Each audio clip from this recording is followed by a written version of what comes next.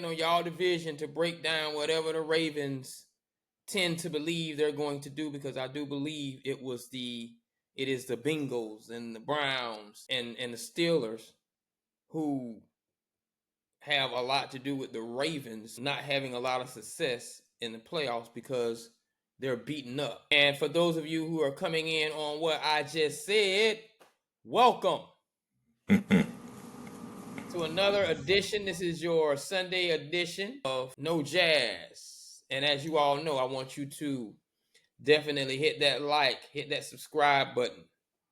Let us know what we're doing. Let us know how you're feeling. And for those new to the studio, without further ado, I am your host, KD. And to my right, I do have my partner, always there. We have Tank. Tank, say hello to the people, Tank. Hey, how's everybody doing this evening? I'm sure you enjoyed this week's festivities of football games. Oh yeah. And we will definitely get into well, if you all haven't, we just got some topics today we were going to discuss.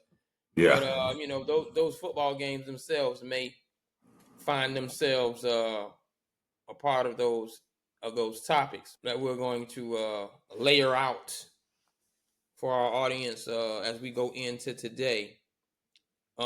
We definitely have ourselves a bit of new subscribers. I just want to say yay. I saw about 4 or 5 more people came in, and I just want to thank you all for joining us. Thank you all for watching the videos. Thank you all for watching the shorts. This is a new venture for us. We're not going to cover this episode with all of that, but I do want to just indeed show my appreciation to all of you who are following us on Facebook, following us on Twitter, supporting us, subscribing to us on YouTube, etc. This is the No Jazz Show, which stands for not just another sports show. And without further ado, let's get into it. Now, today, it was a special day in sports. It was kind of bland, no pun intended. But we know why it was bland today is because, it was almost like when the Cowboys played Thursday night. And remember, ladies, for all of your comfort and round-the-house wear, lingerie, comfy clothes, make sure you visit quickvisits.com. That's QUIKVISITS.com. For all of your lounge wear, lingerie wear, sport wear, workout wear, athletic wear, make sure you go to quickvisits.com. They'll be there for you, and you'll love that, I tell you. Which means they didn't play this weekend, Sunday. Which means, I don't know what you were watching on 4 o'clock, but a lot of people got that gutter, clean the gutters, clean out the refrigerator, mow the lawn. There really wasn't anything going on. No one had any memes, buttons to push. The social media was just kind of bland without the Cowboys. And this is not about the Cowboys. Other teams played, great games, I guess. It was some exciting football. But I say all that to say, I bring up the word bland because of what Richard Sherman said about some Saturday football. And he said that one of the most exciting players in sports, one of the most exciting players in football, definitely has college football on a chokehold, is Mr. Travis Hunter. He is currently doing things that we have not seen in a very long time outside of some high school, definitely the Sandlot, the both ways, 68 snaps on defense, 60 on offense, 128 averaging 132 snaps a game, and showing up for both, like some prolific stuff. Mm-hmm. And he came out, aside from the antics with Cam Newton, he came out in pregame with a t-shirt on that said bland, and it was in response to All-Pro, probably soon to be Hall of Famer Richard Sherman, stating that Travis Hunter's wide receiver skills were bland in comparison to what he could do naturally at cornerback. And so he should move into the NFL or seek to go into the NFL as a cornerback versus a wide receiver. So I'm going to send it over to Tank to see what he says about that, looking at, the show he put on against UCF this weekend? I think what really got Travis and got some other people was the fact that he said bland, and bland usually refers to, it makes you something that's plain, it's dull, has no flavor, no seasoning, something you could really do without because it doesn't stand out. And I don't think that describes Henry Hunter as far as his receiving skills. Is he a great wide receiver? No. Is he going to win the Bolitnikoff Award?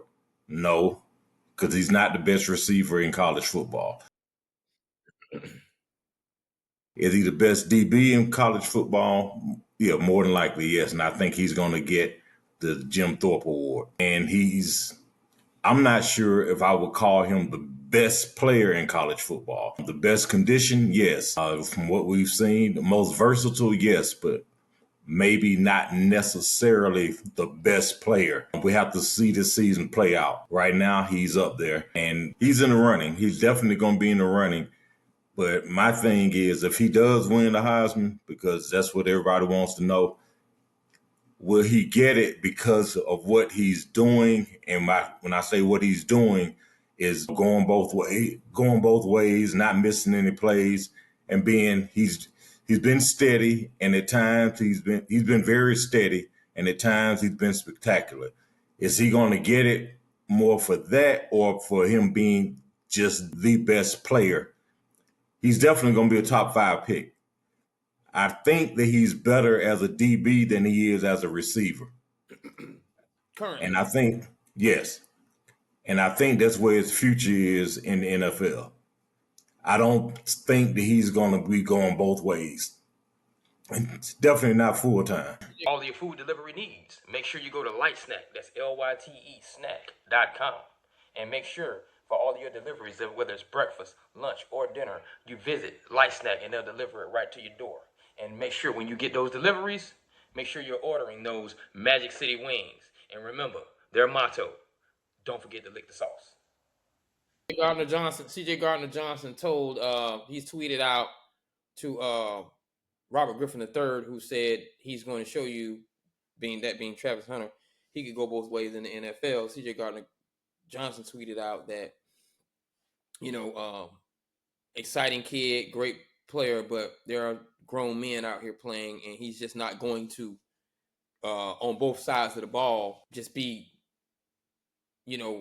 handling people the way he does in college. Yeah. And the thing about that is, which side of the package do you go wide receiver, where your market value, you're going to have to run a comeback, you're going to have to get out of that box a little bit faster with your feet, or they're going to lock you up, and not let you out on the route. Your slants might have to be a little bit cleaner. I'm never going to question his hands. His hands are spectacular. But there are some nuances to his wide receiver skills that are just natural, that he's going to have to polish in order to become the wide receiver in the NFL to wear the Hunter name, where the cornerback to wear the Hunter name is not going to take that much polishing. Maybe some weight room, of course, some type of practice and effort, but not so much. So my question, well, not even a question, my statement is, wide receiver for the money and then play nickel packages, or DB market and then play the ownership because of wide receiver packages that they can put you in. Because he's going to be drafted by somebody that's going to try that. They're going to play with that. Most definitely. Yeah. My thing is, particularly in the NFL. I mean, like I say, as grown men, there's people out there who they're playing for their livelihood. Not only that, but just the positions. He plays the 2 most speed reliant positions in the game. With that, he's also going to be expending the most amount of energy because the speed that he has to play the game at. He's going to have to be trying to beat DBs who run as fast as he does. And he's going to also have to try to cover wide receivers who run as fast or faster than he does. Hey, all right, it's been 3 downs. We just ran you on a deep post, a go route, and a sluggo. Punt the ball. Now you at receiver, or let's put it the other way. He just did that on defense. Now you flip it over. Now he's got to run a deep route. He's got to run a sluggo, and he's got to run a deep curl. The energy that he's going to be expending because he's going to only get because if they actually try to use him the way Colorado is, he's got one play to recover. You know what I mean? Yeah. He can do spot duty. The NFL package wouldn't even Colorado has no running game to even take all of those snaps out of him offensively. You know what I mean? Even though he's probably the starting wide receiver. An NFL team, you know, does at least have a set package to where his utilization is not going to be in those snaps numbers anyway. So that's not, he's not going three up, 3 down, back and forth without question. Yeah. I like to see him. I like to see him play both ways if he can. But if he doesn't need to be featured on both sides. You know, you can put him in that, like you said, some packages on whichever side of the ball he plays predominantly. You can put him in some packages on the other side. But I know this much, and I'm sure somebody's put it in his ear, named his coach. Hey, if you get to the NFL and after your first contract, or when it's time for you to re-up, you need to get paid like you're playing two positions. That they're going to work you in 2 jobs. You need to get paid for 2 jobs. You know that's going to come up. Let me tell you how his agent should fight that. Yes, you should get paid like you're paying 2 positions because you're allowing us to have 1 more roster spot. If I have an extra nickel back, let's just say he's on the running packages when it's 3rd and long, and I'm gonna put a great athlete like Travis in the slot on your 3rd best receiver, and I believe Travis can handle that, you know, having just ran 3 downs, and you find yourself in that package. What you just gave me is an extra lineman I may need, an extra tight end I may need, you know, an extra defensive tackle I may need. The value of him playing both sides, not all the time, because remember, that same body is still on the bench waiting for their package to come in too, holding up a roster spot. So if I need depth at whatever, Travis is allowing me to have that. So yes, I am fighting for the fact that I'm playing for both sides because I give you an extra roster spot. That's a valid argument. I just want to hope that if he does utilize that way, they do it judiciously so they don't wear him out before getting everything out of him that he has to offer. But I think he's able to do it right now because of the talent level that Colorado doesn't have, and also because he's been doing it since he's playing Pop Warner. So the conditioning part isn't a problem as far as him doing it going into college, doing it because he's been doing it all through high school. He's been doing it through Pop Warner. That's just when it's time for him to play football, he knows, hey, I'm only coming off the field possibly for special teams. So I don't think that's been a huge adjustment for him. But I do think that he's a more natural DB than he is receiver, even though he's very good as a receiver. But he isn't able to polish certain things because he's only getting a certain amount of time to work on that because he's on defense also. So something's going to suffer one way or the other eventually. And we might see it when they play top tier competition. We might see it then, but I don't know. I'm rooting for him to go on and play this entire season, to not get hurt, to not get worn down, and to see him win the Heisman would be nice. It'd give Colorado their 2nd Heisman Trophy winner as well. Who was the first? Was Sean Salam? Yeah. Salam. Yeah. I argue with people about Travis in regard to historically. It's my LeBron it's my LeBron playing point guard argument. I don't like people saying we haven't seen this before. You bring up a valid point about Colorado. Colorado is just in a position where their roster will allow him to play both sides, and they need it. But we've seen this before. Prime himself, if Florida State didn't have wide receivers down the line to keep him on defense, and they didn't have cornerbacks down the line, he's a better cornerback. Yeah. We don't need you on this side of the ball. So I'm not gonna say this is not anything that we've never seen before. Devin Hester, plenty of people could have played both sides. They were just at programs. Travis Hunter had an opportunity to go to a program where we might not even know you do this, because it's not high school ball at this level. We have athletes that can play in your position. You stay over there, and I call that my LeBron. I call that my LeBron James argument, because I believe LeBron James being born in Akron, Ohio, rather than New York, California, Texas, Florida, in a bigger state, where a coach is gonna say, "We good at point guard. You go over there and be an all-world small forward like you are." So he's just in that position to where that's what's going to happen. Now, I do want to know, because the Heisman Trophy is called the most exciting, most outstanding player in college football. And you said he's not going to win the Fred Biletnikoff because he's not the best wide receiver. More than likely, I will give you the Jim Thorpe. I was saying that they were going to probably try to give him the Fred Biletnikoff and the Jim Thorpe, because they were going to rob him of the Heisman Trophy. I don't think they'll do that, and the reason I say he won't win the Biletnikoff Award, not just because he isn't the best receiver. I don't believe he's going to have the stats for it.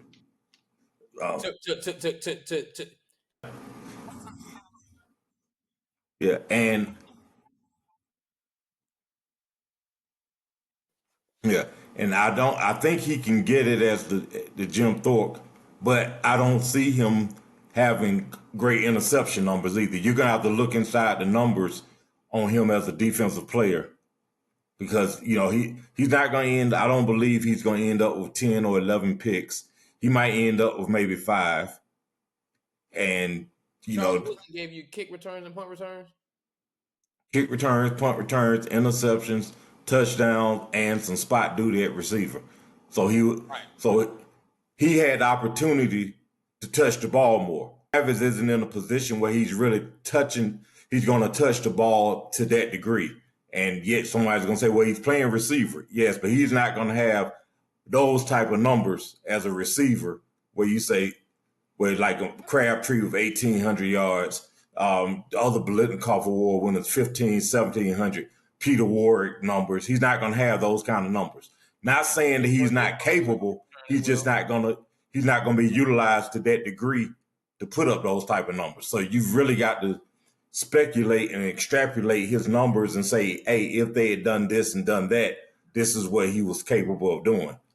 So, and as a DB, yeah, you're gonna have to say, if he was playing full time, then his numbers would have been projected to be to create that argument. But he doesn't do it enough and doesn't get enough right. And that's my thing. I don't think he gets enough numbers at wide receiver and special teams to argue against Jalen Milrose, Cam Ward, even Shador, Ewers. Who else is going to be up there? The running back out of Boise State. Running back out of Boise State. Yeah, his Hunter will be in there. But if they win and they continue to do what they're doing, no one's going to be mad at us calling them a Heisman most exciting player. Because those guys they're very some magic. They are very good players. Yeah, he's playing. Shout out to Ford at Virginia Tech, boy. I saw something in you, man. That was you're a bad boy. You're a bad boy. Yeah, and one last thing on Hunter, he plays, as far as offense, he plays the most reliant position on offense. The receiver is useless if he's not getting the ball thrown to him. And on defense, I mean, he will come up and make tackles, but at DB, if you are avoiding him because he's shutting down that side of the field, you just choose not to go at him. The untrained eye is going to say, man, he ain't have 2 interceptions this year. How you going to give him something? But you don't realize that all the passes were going elsewhere because he was locking down that side of the field. So his lack of stats on both sides is going to hurt as well, and if they don't look into what he actually did, because he's not going to have great stats on either side because he's almost like a victim of his own success. And that happens, and truly, I am not upset with that assessment, because when you're a victim of your own success and your own skill level, it automatically translates to the next level. Because sometimes the victim of your own skill level could be the fact that you're just a great college player. So I'm not upset with that at all. And moving right along with college, we did mention Milrose. Jalen Milrose, who played an exciting game. If you didn't notice Alabama or you didn't watch it, Alabama versus Georgia, number 4 Alabama, number 2 Georgia at that time. People are calling it an instant classic. I don't like to call no defense an instant classic, but sometimes that's what people do, for the name sake of it all. But we saw Alabama take a commanding lead and then Georgia come back. And for those who weren't watching, it looked as if it was closer than what it was. And that at beginning insurmountable looking lead was actually, they came back and Alabama still prevailed in the end. And also Alabama prevailed on Sunday when the AP poll came out and had Alabama jumping Texas for the number 1 spot and having Georgia with 1 loss, only tumbling 3 spots at number 5. Did Alabama deserve the number 1 spot? I'll say this, first of all, and not being a prisoner of the moment, but that game, the excitement, everything about that game, that looked like an SEC championship game. It had all the elements of one. It came across as though, man, they were playing for the SEC championship. Now, Bama has to learn, and I hope they did learn, and know everybody is in Georgia, but Bama has to learn, oh, wait a minute. The game is 60 minutes. We got to play 60 minutes. We can't play, what I give them, 35. Because there was no reason that Georgia should have come back should have come back. Not because Georgia doesn't have talent, but Bama has a lot of talent, and they should have continued to have their foot on the gas, and they should have continued to, if not score, keep Georgia from scoring. There was no reason to come back like that. There was no reason for that to happen. And I don't know. I was looking second half. I don't know what was happening. I was like, wait a minute. Because it's like Georgia just turned it up a few notches and Bama was still, it's almost as if they felt as though the game was over. Oh, well, they can never come back. They can't score as many points as we did in a half. And Georgia not only did it, but they took the lead. Actually took the lead. Yeah. And Williams, number 2, and then the other number 2, Brown, those 2 were their saving grace. I mean, almost had me thinking he was about to be called Travis Hunter, but it's 2 different. Yeah, I kept looking and playing the replay, and I'm like, all right, show me that again. But you got 2 players winning number 2, 2 freshmen. 2 freshmen. And Williams, I have to give him this. He was out there looking like a combination of Tyrone Prothro and David Palmer. He was unstoppable. And I watched the interview with Milrose and he was talking about Williams. He said Williams came to him and said, told him, hey, help me do what Smith did to become a great receiver. Before he even committed to Bama, he was from Mobile. He told Milrose, hey, when you want to run routes and do that, call me. I'll come down and run them. He wasn't in school yet. He's focused on being like 17, the best out there. 17. Yeah. And shout out to the young boy. What is it? Quincy Walker. Which one? Is it Walker or Miller? I'm not I sure. can't remember. Yeah. Yeah. Shout out to these young boys already focused, man. I love Yeah. it. But go ahead. I'm sorry. Yeah. But I think that Bama, I was watching, I was texting the group, it's a group of friends, and I was saying, if Bama wins this, did they jump up and become number one?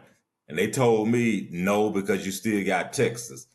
I think I'm sure the way that they whooped on Georgia the first half, they took that and said, okay, if they did that for 60 minutes, this game wouldn't have been close score wise. I think that they earned that being able to jump, but Bama and Texas, that'd be quite a game. I'm just wondering if Ewers will be back, if he regains that starting position, or if Arch Manning stays there. Because Ewers is regarded as one of the top quarterbacks coming out. Still good. He's So still good. yeah. So I mean, we've seen no drop off. So Got some talent around him. yeah, the Manning name and his game the past 2 weeks. Are you going to go back to yours, or well? I think you go back to yours. Go back. You go Yeah, back. I think you go back because next year, the next 2 years, Manning will be doing. Exactly. You just Yeah, got something to look forward to. You yeah, you go back knowing I feel comfortable this year if my main man goes down again. yeah, We good. We good. yeah. You go back to him. You go back to him. Milrose, I think Milrose put his name in the thick of the Heisman race with that game yesterday. I mean, he was doing some of everything, and he looked good doing it. Last year, it was like they were ready to run him out of there. This year, he's focused. He's doing. I mean, Game I was film game. impressed. I don't like Bama and I don't like Georgia, but Either. Bama is they've Saban got it started, and this new coach, his man, they said the first thing he did was to get Williams back, who had decommitted, or to get any other decommits whenever there was a new head coach, and Right. he got all of them to come back. I mean, Bama's in good hands. This guy's won every way he's been, and he can recruit. It was definitely looking like, because at the beginning it was like, oh, this is supposed to be Kirby Smart's coming out party because he had so much trouble with Saban. Yeah, And my man just went to slapping him around like Kirby. And I want to ask you something. Are you familiar with this address? 100 F Street, Northeast, Washington, D.C., 20002. You know that address? no, That is the address of the SEC headquarters. I'm going to tell you what happened. Y'all can get mad at me all you want. Georgia fans, you can be mad. Alabama fans, Florida fans, LSU fans. Who else? Mississippi State, Ole Ole Miss, Miss, Tennessee, Kentucky. Kentucky. This one for you. A phone call came in around 28-6. Phone call 100 F Street, Northeast, Washington, D.C. SEC headquarters. And they said, hey, man, I see what you're doing, and I'm not against it. But you're number 4, and they're number 2. Alabama's number 4, and Georgia's number 2. If you beat up on number 2, what does that make our conference look like? What does the two powerhouses that are top 5 in our game? What is that saying that we don't have a SEC championship style clash mid-season? When you have that, it expresses to all of college football, all conferences, that we are the top conference. Look at how we have to battle and beat ourselves up. Because they always come with that line, we beat ourselves up. And Yeah. it's really only 1 or 2 teams, and then the rest be way down here. Every year. It just changes Mm-hmm. who the guard is, whether it's LSU up there, Georgia, Florida, whatever. It just changes, right? So I believe that a phone call came in and they let up off the gas. I don't believe they don't know how to play for 60 minutes. I believe they said, okay, we're going to let our freshmen in. We're going to let our third string in. You can't really see it. It's players play with the same numbers on both sides of the ball. We're going to let the third string, second string DT in. It's still a 5-star defensive tackle, still a 5-star linebacker, still a 5-star cornerback, straight out of high school. He's just not our starter. I believe they let up off the gas for the sake of the SEC. And so then, to the naked eye that didn't watch the game, and they see, oh, that was close, or the computers say, oh, man, that was close. Now it looks like Alabama squeaked out a win against a top 2 team. And that top 2 team, who only got beat by less than a touchdown, looks like it's just an SEC scrappy battle. We don't have to tumble that far. Okay. That's what they did. All right. Let me put this in there. We don't need anybody coming out of. This is being said allegedly. This is a hypothesis. This is his hypothesis. Yeah, it's allegedly. For the SEC family, for the family of the SEC, we high tide has all ships rising, or however that, Yeah. So I personally am hoping that all conferences who find themselves in a situation where people at the end, it's 12 teams in the playoff now, but who find themselves in the end and say, hey, your conference is not that strong. Look at these losses. Look at this win-loss ratio. Look at this point differential. You see, maybe we need to do this for us as a collective, because at the end of the road, they need to look and say, that was a tougher game than such and such, and you won't find yourself on the outside looking in over a formality or something like that, as far as point differential or strength of schedule. And then people like Miami, people like the University of Miami, who were number 7 last week, don't lose. Their game against Virginia Tech, who puts out a lot of NFL caliber players too, some of them the best that's ever played, they lose by a on the field call completed pass, but it was really incomplete, and you have to go review it. They lose, and they're not undefeated, but they have to tumble one spot. That was a phone call made. Interesting theory. Conspiracy theorists would love it. I don't agree with it, but hey. If you made the phone call SEC, just speak up. All I know is this: playoff time is Alabama should be there. Georgia's gonna be there. Georgia gets another chance. Yeah, but I know this much: Kirby and Georgia have lost 3 games in the past 52 games. All 3 of those losses were to Bama. They don't need to let it get to where Bama owns them the way Florida used to. And it was an anomaly whenever Florida lost to Georgia. And Kirby doesn't need to be owned by Bama coaches, because right, Georgia was switching out coaches, and it kept losing to Florida switching out coaches. It didn't look as bad because it was just Saban, but now you kind of got to watch that. Yeah, it's gonna be interesting though. Moving right along. This is some very interesting news. My main man, Deshaun Watson. I truly believe, and you got to let me know, I believe the league is looking within their own division about asking Watson to run more. And when I say that, it's because you kind of got Justin Fields, who's surviving and keeping Pittsburgh alive with his legs a bit. Of course, we know who Lamar Jackson is. I won't say Burrow's doing it, but those two does kind of make you look at some familiar territory, and it seems that they've asked Watson to add more runs to his package. And so Watson spoke out against that, right? Yeah.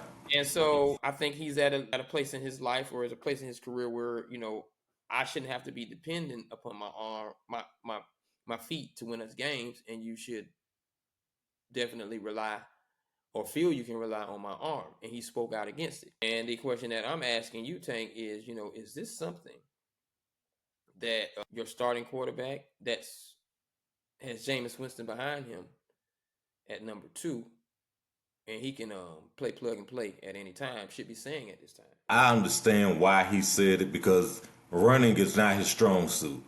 He's also torn his knee up once or twice already. Also, he is being paid $250 million to throw the ball, to get the ball to his playmakers.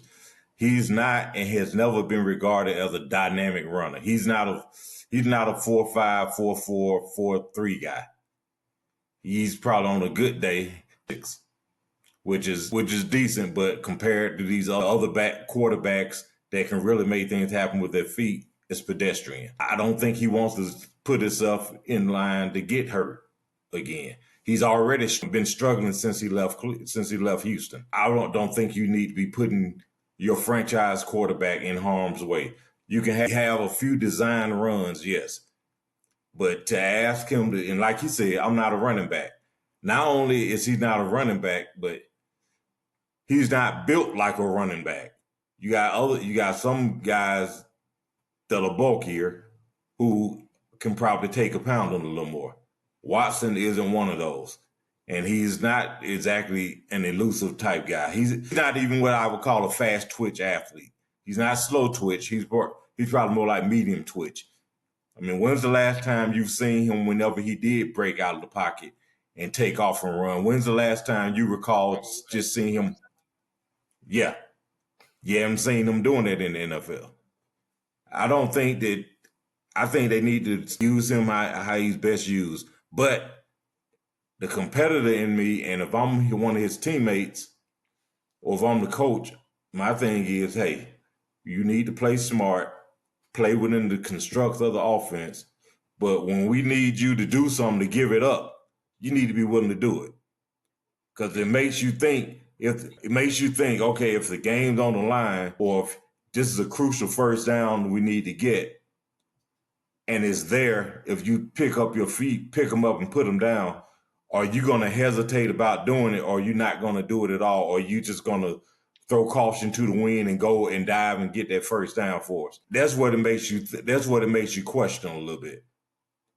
I wouldn't, me myself, if I was him, if it was me, I wouldn't have answered it that way. I would have worded it as, if I need to run in order for us to win, I'm going to do whatever it takes. But I'm here to get the ball to my playmakers with my arm. But if my feet come into play, I'm going to do whatever it takes. I'm not going to do that because I'm not a running back. That's just like a wide receiver saying, that's just like, who, give me one who's regarded as the best. Now I'm slipping. Rumor mill stating that Randy Moss won't go across the middle. He only runs go routes. Yeah. I'm not going to run the middle. I get paid to run go routes. Yeah, I'm not yeah. saying that, but that's what they used to say. Yeah. We don't want. I don't need you saying that. Right. Just say, hey, I prefer to beat my man down the field. But if they tell me going across the middle, I'm gonna do it. Right. I mean, you shouldn't. I don't think you should ever say it in the media about what you're not going to do when it falls under your job description. You might say that, hey, I would prefer such and such. You can do that. But to just put it out there that you're not going to do, fan is hearing it as you're not willing to do whatever it takes to win. Yeah. That's what it means. That's what it comes across as. I'm not willing to do whatever it takes for us to win. Well, we need to get rid of me. Kind of like a running back saying, I'm a running back. I don't run block. Or I don't pass block. I don't protect my quarterback. Yeah. And speaking of which, running backs, it was last week. It seems so long ago. And then tonight, he actually had a good night tonight. And I saw a lot. I saw Derrick Henry breaking through. A lot of tackles tonight. A lot of I don't want to tackle King Henry. I saw Connor make some runs today. I don't know what Pacheco did today. Yeah, he's out. He's hurt. He's out. Pacheco, just some guys that run mean. Some very clean runners that did a lot today as far as combo running back. Kamara had a pretty decent game. Mason had a decent game today, but it made me think to myself, with this running being up, and people question us as far as why didn't we opt to get Derrick Henry when we had the opportunity. I just felt like I don't know what Jerry was thinking about, and that's not the topic of this discussion. But he does seem to still be or have a level of Derrick Henry in him, and I hope with this trend going on, we're saving Dalvin Cook, and he can probably find some of his old Dalvin Cook in him. But I'm saying all of this to say or to ask, in your opinion, because our producers wanted to ask this question: has there been or is there a resurgence of the NFL running back? I think there is one. It's a copycat league, and you're seeing like Henry, of course, even though it wasn't today. Najee Harris has been consistently giving you 70 yards, which isn't great, but it puts you on pace for almost 1,200 yards, which is considered good these days. CMC, even though he's out hurt, then you got Mason, who is picking up the slack, over 400 yards in his 4 games. And we got other backs who are putting up numbers, who are being featured and being given the ball. Jones is being given the ball. Green Bay is running the ball more. I think there's an emphasis on at least using enough of a running game to open up your passing attack and to help, because they aren't paying these guys much anyway. Saquon is another. Saquon's had a bounce back, and they're using him, and he's fueling the Philadelphia offense. A lot of these teams that are winning are being fueled by their running back. So I think, yes, there is a resurgence of the running game, and it's cyclical. Also, it's copycat, because if whoever wins the Super Bowl this year, or the 2 teams that make it to the Super Bowl, or even the 4 teams that make it to the conference championships, if they all have featured backs who put up good numbers, you'll see next year, hey, let's go ahead and get a running back. Let's start utilizing these running backs. Well, Bijan Robinson is doing his thing in Atlanta. So I think we are seeing a resurgence or rebirth of the running back, not as the feature, as the guy anymore. But I think also about what comes in with that is a lot of these quarterbacks who were making all this money on, they're not playing too well this year. 300-yard games are few and far between. You're not seeing them. You're not seeing them 2, 3, 4, 5, 6, 300-yard games every week now. Now you're seeing 2 something, 1 something. You're seeing the running backs picking up some numbers. I mean, you hadn't seen receivers coming out with huge numbers either, week in and week out. Because I think the game defenses have caught back up with what's going on with as far as the passing game. They're talking about passing numbers are down. Scoring has been down. Part of that, like I said before, is due because the preseason is what it is these days. But also defenses are catching up. They're finally catching up in spite of all these rules that are being put out against them. So you got to go back to running the ball, because like Bear Bryant used to say, he preferred to run it than throw it, because when you run it, there's 2 things that can happen. You're going to gain yards, or you're going to get stopped. You throw it, it could be caught, it could be incomplete, or it could be picked off. So your margin for error is wider when you're running the ball. You also eat the clock up. And offensive linemen, they love run blocking. You ask any offensive line. I know you're giving me the reasons why they run, but has it come back? Like I know you're giving me the football of why you should run, but has it come back? I think it's come back. I think it's come back. I think the pure, and that's the purist in you. I think the purists understand that the run opens up the pass, and if it's sound, you can run the clock, etc. Who does that? Who really? What team? What offense and what running back can you commit to that does exactly what you say? Because no one's doing that. Like you're saying it should be done, and I get that because that's just talking football. But I'm talking about the reality of who's on the roster, who's doing that, who's capable of doing that. No. Who's doing that? Who's doing that? The actual back or the team? I Team think quarterback. the 49ers are doing it. I mean, Purdy. The 49ers were doing it, and where is CMC right now? He's hurt, but Mason right. has All right. stepped in and is What did doing the same Najee thing. Davenport do today? Today he was subpar, but the Najee previous Davenport 3 games, size back. Najee Davenport is that I mean, size back Harris. Steven Jackson back that should be bell cowing. Tank, is anyone really bell cowing right now? Be honest. I Henry, know we have some names, but who's the research? Jonathan Taylor, or is that just a name? yeah, Taylor has been doing over 200 yards the past 2 weeks. He had another 88 today. Can he take it to game 17? I think he can continue. Can he get it? Can he get it to November? Yeah, I think he can. And with the terrible quarterback that they have starting, Richardson, Oh, Anthony Richardson. they're definitely going to have to keep running.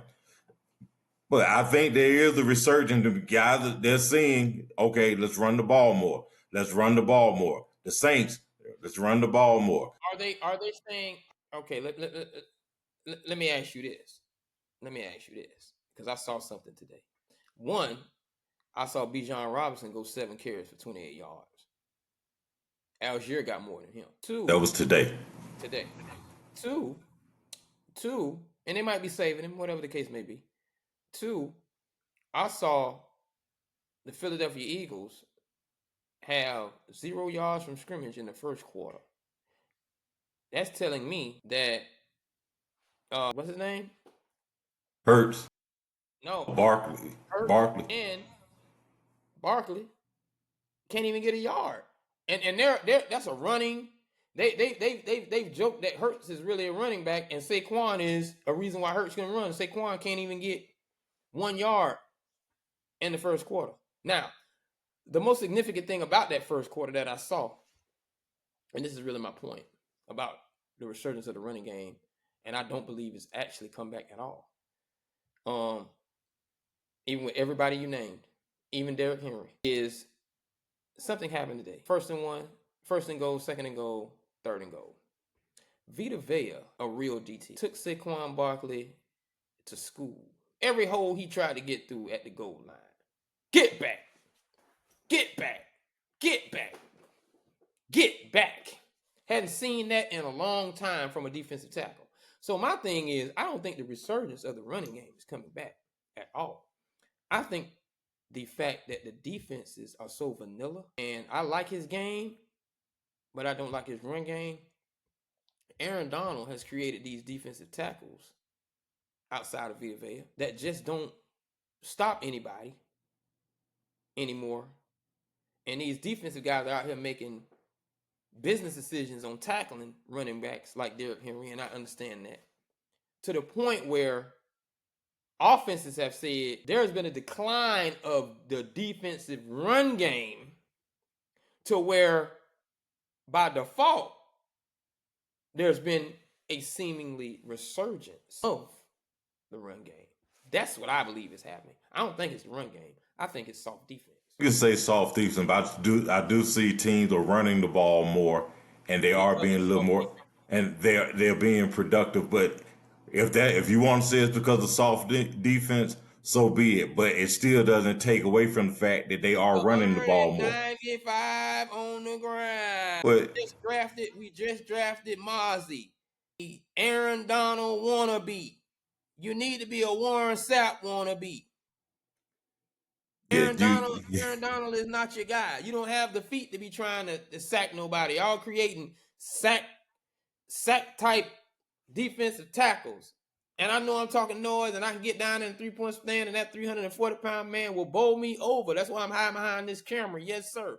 But everybody who plays DT in the NFL, and y'all letting these boys get these numbers on you all, have Alvin Kamara having 5 touchdown career days that's going to go down in history in a time capsule like he was Jim Brown or somebody, your rent due. The rent is due. Go hit somebody. Go run up on Derrick Henry, just like Ron Clark said. If Derrick Henry run through that hole, he's bringing him down. I'm bringing him down. That's the attitude, and that's why you have a resurgence of the run game. To me, Yeah. go ahead. Yeah, but you got teams that are committing to run. You can say it's twofold, but there wouldn't be a resurgence. There wouldn't be a resurgence if you weren't giving them the ball in the first place. There's some teams that still refuse to give the ball up. There are others that are saying that Buffalo, in spite of what happened tonight, they decided this year, hey, we got a running back. Let's give him the ball. Let's stop having Allen throw for 300 and 400 yards every week. Let's run the ball, and they've done that. And in spite of tonight, Cook, it's yeah, worked. Yeah, yeah. Dalvin's brother, Cook, yeah, yeah. whatever name is, yeah, exactly. Pittsburgh got to 3-0 because they were running. They were averaging 140 yards a game by committee. We saw what, but Baltimore did tonight. We saw what they did last week. We've seen what Frisco has been doing. The Lions, when they decide, hey, we're gonna run these two stallions we got in the backfield, you see what happens. Teams are running the ball, and they should be. I'm not saying we're getting back to where the running back was the focal point and the best player on the offense back in the 90s, 80s, and 70s. But offenses are being a little more, Campbell, yeah, Emmitt Smith, yeah, yeah. all them They guys. are, yeah. Offenses are being a little more balanced now, and I think it's good for the game. It's good for the position, and it's also good for the game. Because me personally, I don't want to see you throwing 7 out of 10 times. I just don't. Fantasy does. Yeah, and if we can get rid of that, that might help some too. But Shout out, I think there's a resurgence. had that Najee today. I think there's a resurgence. I think the running game is coming back, not to the point to where it used to be, but now guys, I don't think people are so the GMs are so okay. Well, we can just put anybody in the backfield and they're gonna be good. You've got running backs past couple years who have been drafted in the first round, which is good for a running back position from little league, from Pop Warner to high school to college. Shoot me the combo back.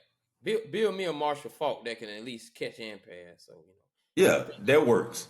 because what was his name for Cincinnati? That was a running back for Cincinnati. Played good today, but Zeke, Moss, yeah, Zach Moss, Zach Moss. Yeah. absolutely nothing, absolutely nothing. But at any rate, those have been the topics of discussion. Tank, any last final words? I found the word again.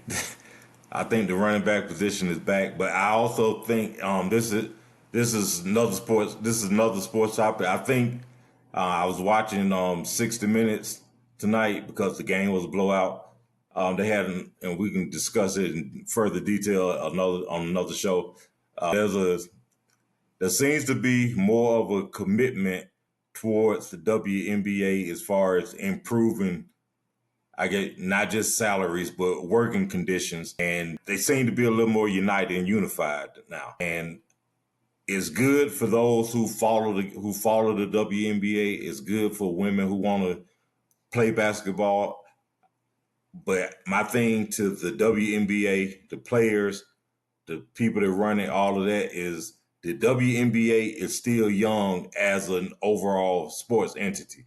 It takes time to build up to what the NBA became, what Major League Baseball became, what the NFL has become.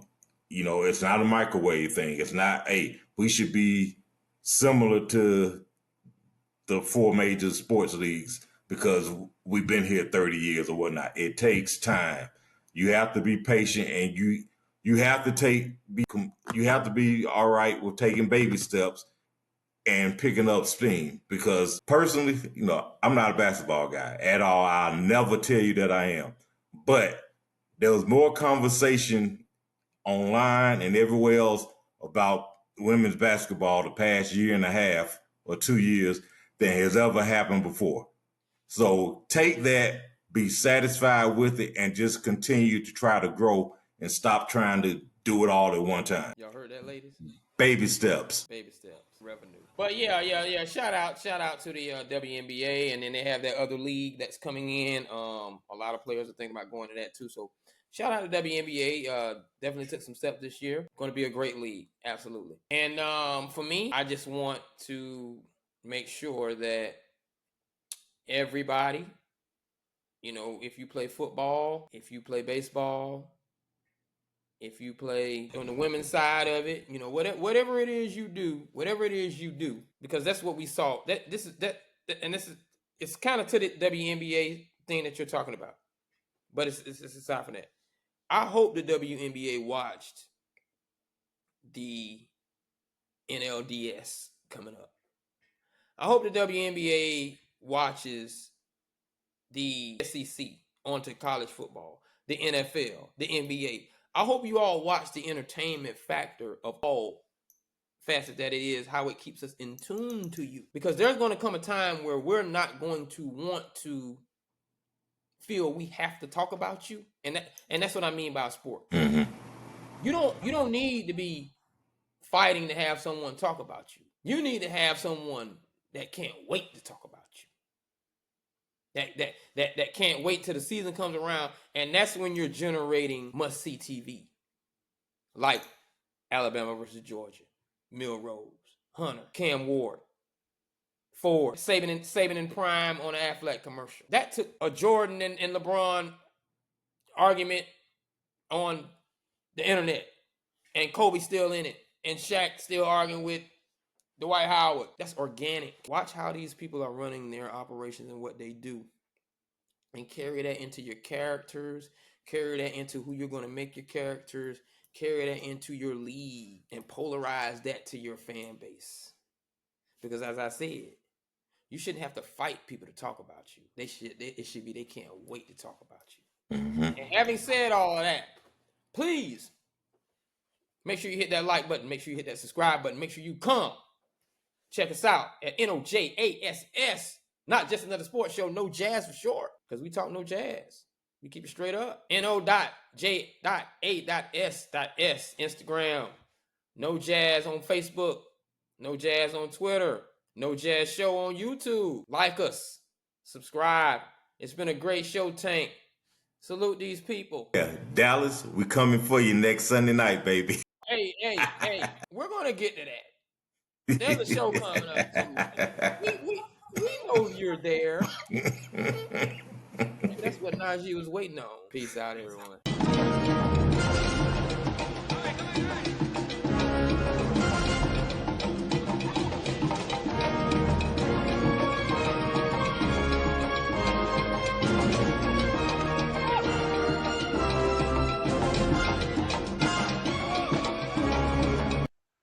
You just watched another episode of No Jazz. Follow us on YouTube at No Jazz Show.